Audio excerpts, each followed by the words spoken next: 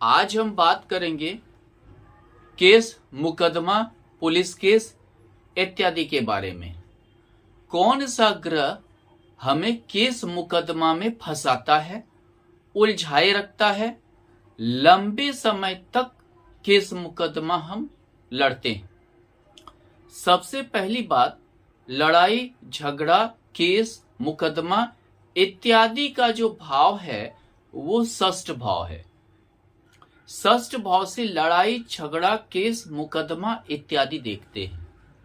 द्वादश भाव हमें बताता है कि केस के प्रति खर्च, मुकदमा के प्रति खर्च का क्या मतलब कि ये होगा।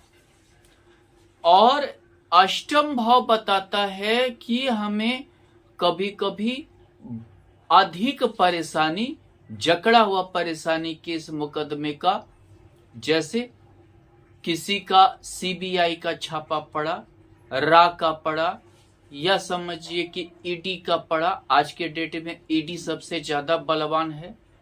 तो ये हमें अष्टम भाव बताता है। अब चलते हैं ग्रहों पर। मंद गति ग्रह जो भी हैं वो लंबे समय तक केस मुकदमा को बनाए रखते हैं। शनि, गुरु, राहु, केतु ये सब मंद गति ग्रह हैं। और मंद गति ग्रह के कारण अगर केस मुकदमा हुआ, मंद गति के महादशा अंतरदशा में हुआ, तो आप लंबे समय तक केस मुकदमा लड़ेंगे। और मंगल, सूर्य इत्यादि के कारण छोटे टर्म का केस मुकदमा होता है। लेकिन कभी कभी ये महादशा में हो तो आपको लंबा भी खींच सकता है। 6 साल 7 साल आपका केस चलने लगेगा।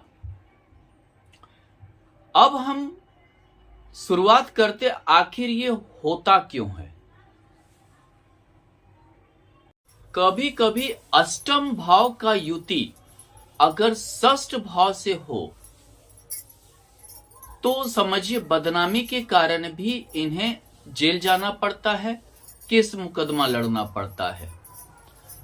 और खासकर सिंह लग्न, कर्क लग्न, कन्या लग्न, इन सबों में सप्तमेश और अष्टमेश अगर शनि और गुरु या षष्ठेश शनि गुरु बनता है तो लंबे समय तक के लिए ये केस मुकदमा चलने का योग बन जाता है।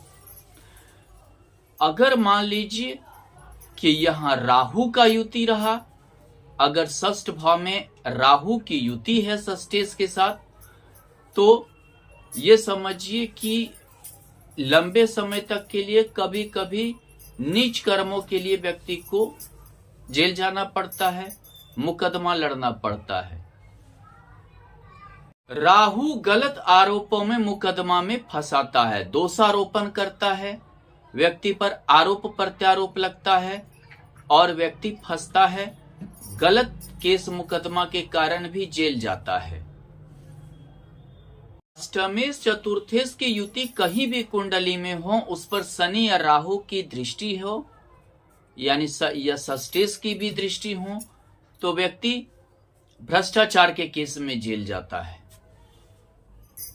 पंचमेश, सप्तमेश, अष्टमेश का युति कुंडली में कहीं भी हो और उस पर षष्ठेश की दृष्टि हो तो व्यक्ति प्रेम संबंध के कारण जेल जाता है, गुप्त विवाह के कारण जेल जाता है, अपने प्रेमी के कारण जेल जाता है, घर से भागने के जुर्म में जेल जाता है।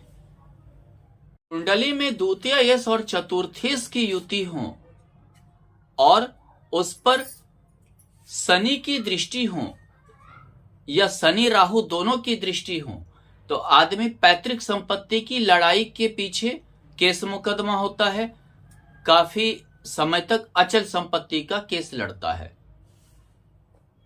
षष्ठेश अष्टमेश की युति अगर द्वादश भाव में हो और उस पर केतु या राहु की दृष्टि हो तो व्यक्ति को विदेश में केस लड़ना पड़ता है। उसका कोई ऐसा काम, विदेश में गलत काम होता है जिसके कारण उन्हें विदेश में सजा होती है और वह सजायाफ्त अपराधी होता है। सप्तमेश अष्टमेश का षष्ठ भाव में होना पति पत्नी की लड़ाई के बीच में व्यक्ति को केस मुकदमा लड़ना पड़ता है, डिवोर्स का केस लड़ना पड़ता है। अगर सप्तमेश और द्वितीयेश की भी युति षष्ठ भाव में हो तो व्यक्ति को डिवोर्स के लिए जो है कोर्ट केस लड़नी पड़ती है। अगर एकादशेश और सप्तमेश का युति षष्ठ भाव में हो और द्वितीयेश की दृष्टि भी हो तो व्यक्ति को केस मुकदमे में अपने पत्नी को हर्जाना देना पड़ता है। द्वितीयेश और तृतीयेश की युति कुंडली में कहीं भी हो और उस पर षष्ठेश की दृष्टि हो और षष्ठेश के साथ अगर राहु की भी दृष्टि है तो भाई बहन की लड़ाई के बीच में व्यक्ति को केस मुकदमा लड़ना पड़ता है। चतुर्थेश अष्टमेश की युति अगर द्वादश भाव में हो और षष्ठेश द्वारा दृष्ट हो तो व्यक्ति को भ्रष्टाचार के केस में जेल जाना पड़ता है, भ्रष्टाचार का मुकदमा लड़ना पड़ता है।